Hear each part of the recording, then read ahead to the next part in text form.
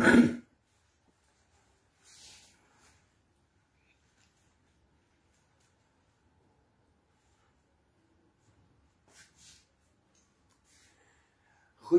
en baie welkom. Dit is Woensdag, prys die Here.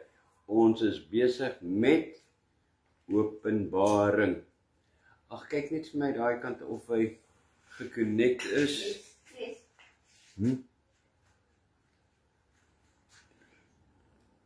O ja, ek is geconnect.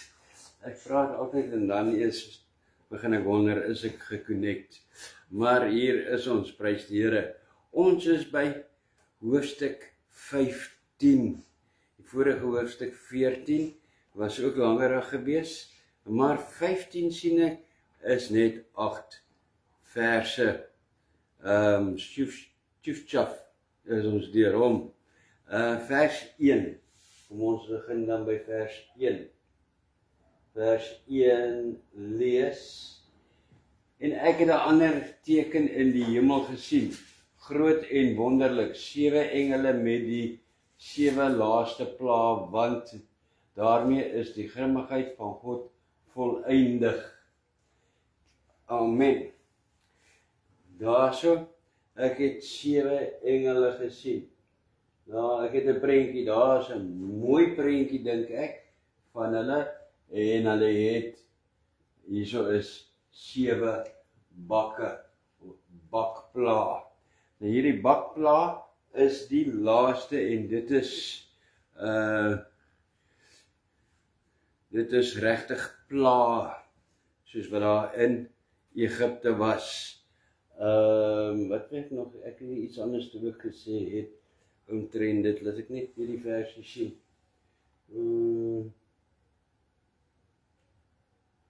Wonderlik hierso, want hiermee is God, die grimmigheid van God volëindig. Hierdie is die laaste. Na hierdie 7 bakke, dan is die verdrukking verby. So hierdie is reg aan die einde van die 7 jaar verdrukking. Die heel laaste. Reg. Net vir interessantheid, die getal 7 word baie in die Bybel in Openbaring genoem. Word 18 maal in die boek Openbaring genoem. Dit is, wat is besonders daaraan? Het is 3 maal 6. Wat is besonders daaraan? 6 is die getal van die wêreld. 3 is 'n getal wat wys op volledig. So, dis nie toevallig dat dit 18 keer genoem word nie.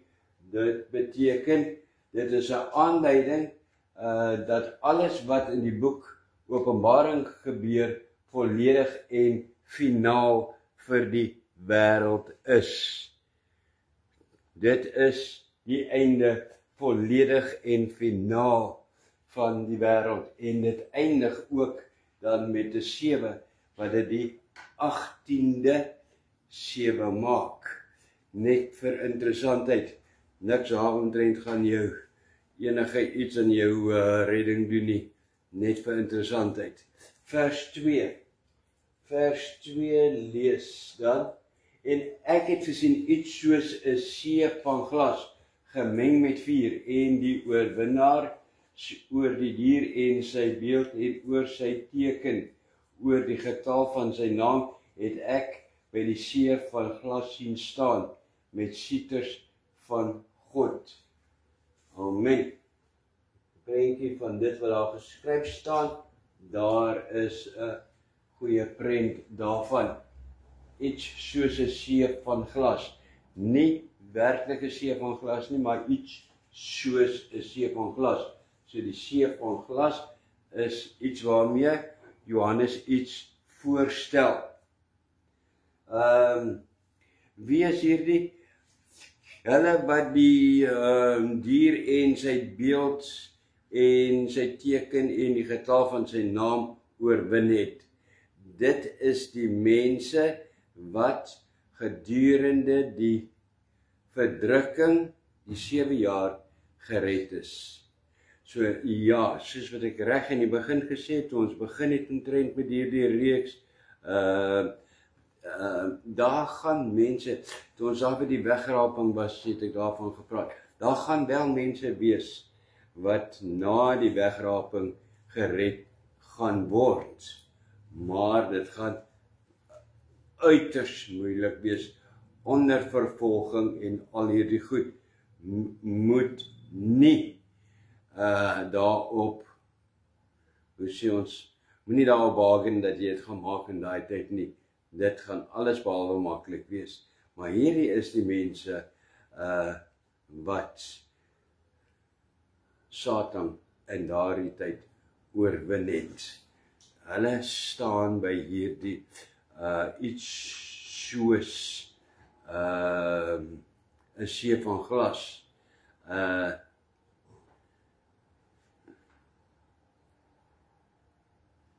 Wat beteken dit? Hierdie glas met hierdie voorkoms van vuur dui aan dat hierdie gereddes deur die bloed van Jesus gered is. Hulle is deur die bloed van Jesus gered en die vuur gemeng met vuur en hulle het deur die vuur van vervolging is hulle gelouter. Dis al wat dit beteken. Hulle het deur letterlik bloed en vuur,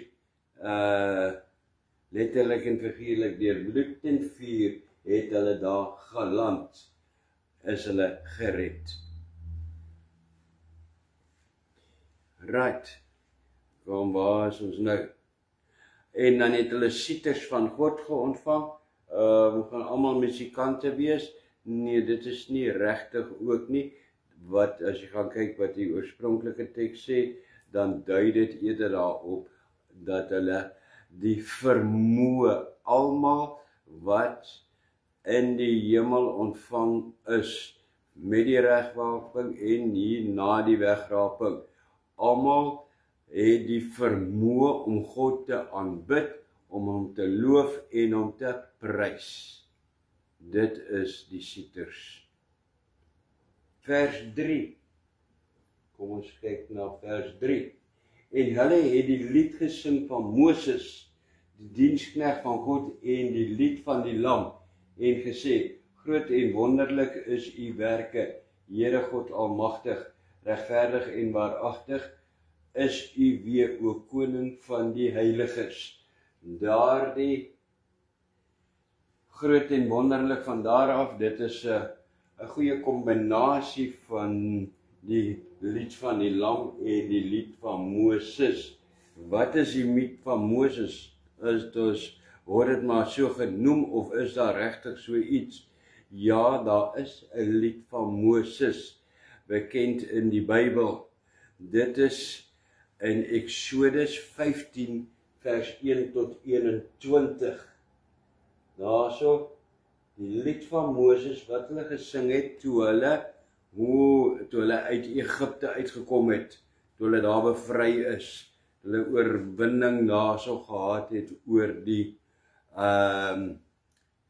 Egiptenare, toe die see hulle ingesluk het, toe het hulle gesing, die Exodus 15 vers 1 tot 21, nou dit is baie lank en ek gaan nie alles vir jou aanhaal nie, ek gaan net so die eerste paar versies vir jou aanhaal. As jy die hele lied wil lees, dan kan jy hom gaan lees. Exodus 15, 1 tot 21. Toe het Moses en die kinders van Israel hierdie lied tot die eer van die Here gesing, en dit is wat hulle gesê het. Daar begin die lied. Ek wil sing tot eer van die Here, want hy is hoog verhewe. Die perd en sy ruiter het hy in die see gewerp. Die Here is my krag en my psalm, en hy het my tot heil geword. Hy is my God. Hom sal ek roem, die God van my Vader. Hom sal ek verhef. Die Here is 'n krygsman. Die Here is sy naam. Laat ek net nog 'n knoppie druk. Hy het Farao se strydwaans en sy leermag in die see gewerp, en sy beste vegsmanne het in die Skelfsee gesink. Die watervloed het hulle oordek. Hulle het in die kolke gesink soos 'n klip. O Here, u regterhand is verheerlik deur krag. U regterhand verpletter die vyand. En in u groote hoogheid werp u diegene neer wat teen u opstaan. U stuur u toren gloed uit. Dit verteer hulle soos 'n stoppel, en deur die geblaas van u neus het die waters hulle opgestapel.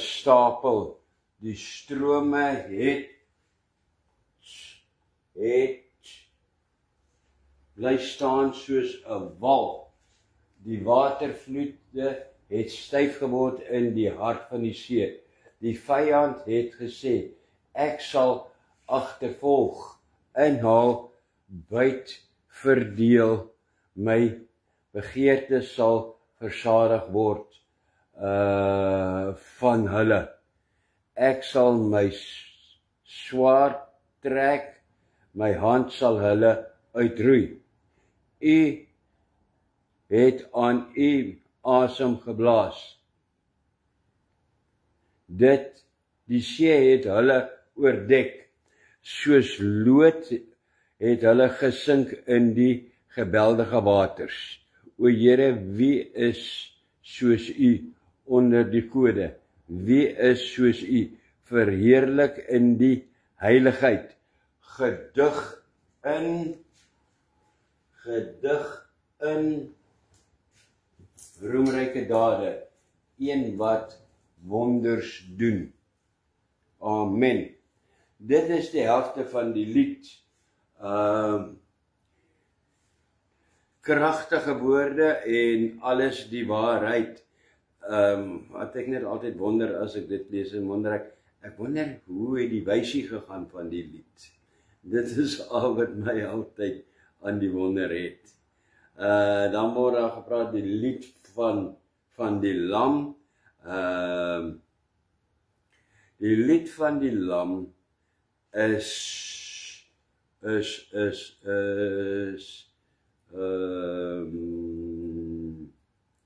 nie verkeerde inligting gee nie, verkeerde versie gee nie, maar die lied van die lam is Kolossense hoofstuk 2 vers 14 tot 17. Kolossense 2 14 tot 17. Daarso is saamgevat. Dit is iets soos die: groot en wonderlik is u werke, Here God Almagtig, regverdige en waaragtige is u weë, o koning van die heiliges. Baie gegrond op dieselfde gegrond as die oorspronklike een. Here God Almagtige, soos wat hulle ook gesing het. Koning van die heiliges, die groot verskil hierso. Daardie was dit koning van Israel, hier is dit koning van die heiliges, van al die heiliges. Ek, jy, Afrikaans, Engels, Griek, Portugees, Portugees, Italianer, my ma het gesê Italianers, Chinees, Japanees, Pikenees, nee, dis 'n hondjie, ekskuus, maar almal, koning van die heiliges, hulle wat gered is deur die bloed van die lam. Right, vers 4. Wie sal u nie vrees nie, Here, en u naam nie verheerlik nie, want u alleen is heilig, want al die nasies sal kom en voor u aanbid, omdat u regverdige dade openbaar geword het. Daar sing hulle nog steeds. En dit is die profesie wat vervul word.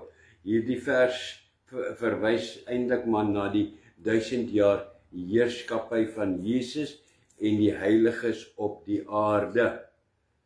Ek dink ons het dit al aangeraak, waar die nasies, almal wat dan op die aarde is, op die nuwe aarde, sal vir 1000 jaar die Here aanbid, voor hom buig en voor hom kniel en hom bely. Right, vers 5.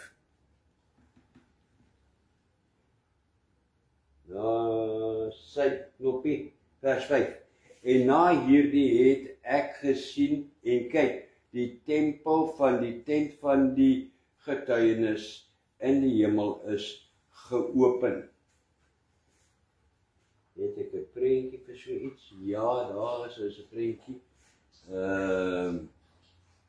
Jy sien seker nie baie daar nie, want dit is veronderstel dat ek nie kan baie sien nie, want dit is baie lig. Vreeslik lig, krag wat daar so uitkom. En kom ons kyk wat sê dit. Die eerste plek, as jy mooi onthou, sal jy onthou, of as jy mooi dink of mooi opgelet het. Hierdie is die tweede keer wat die tempel of die tent geopen word. As jy nie kan onthou nie, maak op jy onthou, skud jy kop, sê ja, is. Nee, jy mag nie jok nie. Die eerste keer was in Openbaring 11 vers 19, net so 'n paar hoofstukkies terug. Wat het toe gebeur? Toe God sy mense, as ook die prys wat Jesus betaal het, onthou het, en die tent en die verbondsark geopen het. Langs vers 6, ook Openbaring 11 vers 19 het dit gebeur. Al wat nou gebeur is, nou open Jesus die tent vir die getuienis van die heiliges. Word weer geopen, maar daarso is die getuienis van die heiliges. Wie is hulle? Die gereddes. En dit is wat hier so staan, ons besef dit nie. Ons getuienis van die Here word, wat staan hier? Word in der waarheid in die allerheiligste in die hemel bewaar. Jy getuig nie net van die Here nie, jy getuig en dit word bewaar in die allerheiligste vir hier aan die einde van die 7 jaar verdrukking, dan gaan jou getuienis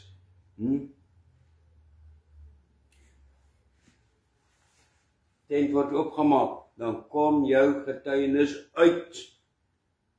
Om hulle wat in die hemel is, dit gaan wees soos 'n getuienis aand. Ons het maar sulke goed by die kerke. Getuienis aand, dan kom die mense en dit is om mekaar te encourage en al hierdie goed te doen. Wel, hierdie is soortgelyke iets.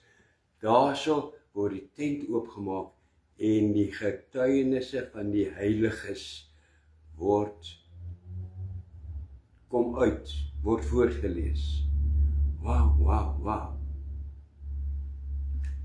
Sondag het ons gehoor van jou gebede, hoe gebede moet opreg wees, want anders gaan hulle onder in die altaar in kan uitgegooi word, as vuur teruggegooi word. Pas op, ons moet let op wat ons bid, die waarheid, gees en waarheid en woord.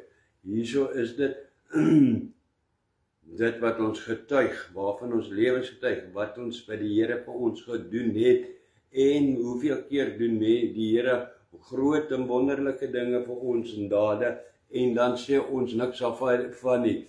Ja, voordat dit gebeur het, ons in die moeilikheid was, dan vra jy vir mense, bid vir ons, bid, en dan sit die mense wat so gebid het daarna, wonder, wonder of wat toe nou iets gebeur het, wat het toe gebeur? En dan as jy met mense kontak en praat en sê, o nee, dit is toe lank al verby en dit en dit en dit het gebeur. Ekskuus. Nee. Getuig van wat die Here vir ons doen. Elke wonderdaad, elke daad van die Here se genade getuig. Waar daardie gebede, daardie getuienis van jou gaan soom toe. Halleluja. Prys die Here. Dis wow, né? Vers 6. En die 7 engele met die 7 plaae het uit die hemel uitgekom, bekleed met rein blink linne en om die bors omgrond met goue gordels. Dit wat daar geskryf staan sal so 'n prentjie wees. 7 engele en groot vlerkies en alles en in wit gekleed, goud gordeltjies aan en alles. Wat dadelik my laat sê, wow, stop, swak vertaling. Hierdie is nie 7 engele nie. Dit kan nie 7 engele wees nie. Ja, maar hier staan dit en dit kan daar staan 1000 keer. Dit kan nie engele wees nie. Hoekom? Want hulle beskrywing is die van die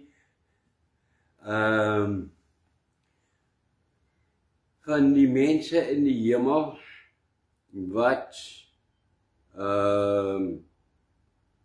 daardie, wat het ons gesê, is hulle die geregverdiges, hoe hulle gekleed is. Onthou jy elke keer, veral hier in die begin, die reg hoofstuk 1 en vroeg, elke keer wat daar 'n man aan Johannes beskyn het, het hy gedink dit is 'n engel, en dan wat hy wou neerslaan en vir hulle bid, dan het hulle gesê, moenie vir my bid nie, moet nie voor my neerval nie, ek is ook 'n mens, ek is ook 'n geregverdige, en hulle was elke keer, daardie was hulle so gekleed. Die engele is nou gekleed soos die regverdige mans, die geredde mans. Rein blink linne en die bors omgord met goue gordels. Hierdie is geredde mense. En dit is wonderlik, want weet jy wat beteken dit? Dit beteken dat die Here het nou al almal kans gegee in die hemel. Die engele het elke keer hierdie strawe, hierdie oordeele van die Here aangekondig. Nou gee die Here die laaste 7 tot op die einde, wag die mens, julle wat gelei het onder Satan op die aarde, julle kan nou self hierdie ook, hy maak ons deel vir ons verdrukker, hierdie verdrukker Satan, om die strawe op hom uit te gooi. Prys die Here. Gaan dit nie lekker wees nie, ek is nou nie lelik nie, maar dit gaan maar lekker wees. Te dink, jy het my heeltyd, het jy my vervolg en ek kon niks, ja, ons het in die Here, het ons gestaan en alles, maar wow, die geleentheid om, nou is dit my kans, en die Here maak die mens tot deel daarvan. Dit is, wow. Kom ons lees, wat gebeur dan? En een van die 4 lewende wesens, daar so het ek, skies daar het ek 'n prentjie, wat ek hulle vlerkies toe afgehaal het, en so dat hulle moet lyk soos wie dit werklik is, die mans. Right. Vers 7. En een van die 4 lewende wesens het aan die 7 engele 7 goue skale gegee, vol van die grimmigheid van God, wat leef tot in alle ewigheid. een van die 4 lewende wesens. Wie is die lewende wesens nou weer? Net om jou te herinner, onthou jy, die is hulle gewees. Dis hoe ons hulle geleer ken het.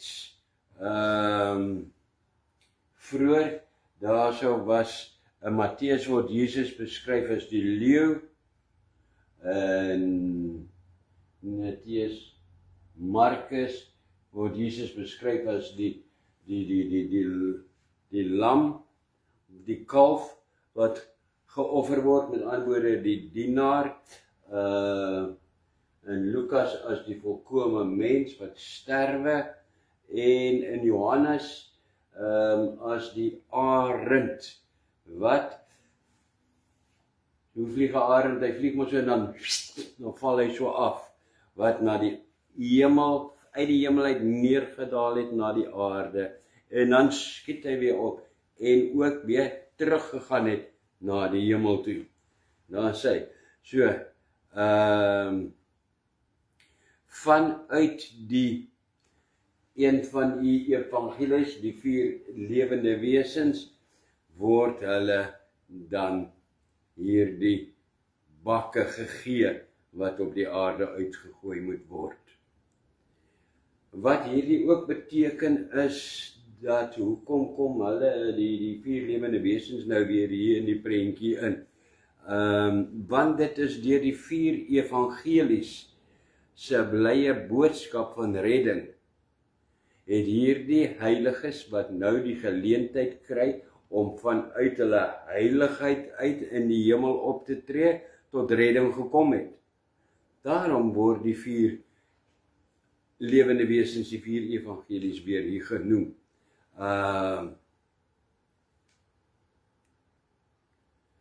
As dit nie vir die 4 evangelies was nie, was hulle nooit gered nie. Ja, ons is gered deur Jesus bloed, maar hoe? Deur die 4 evangelies. As dit nie vir die 4 evangelies gewees het nie, het ons nie geweet ons moet gered word nie. Amen. Vers 8, ek dink dis die laaste versie. En die tempel het vol rook geword uit die heerlikheid van God en uit sy krag. En niemand kon ingaan in die tempel voordat die 7 plaag van die 7 engele voleindig was nie. Amen. 'n Prentjie, so iets van die aard, rook in die tempel,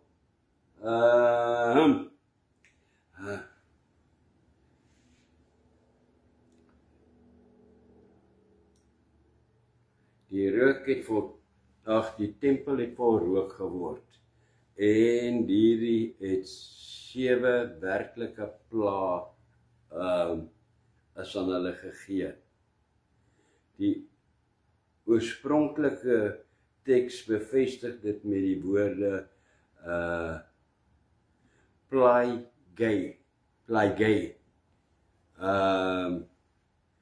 wat beteken pla.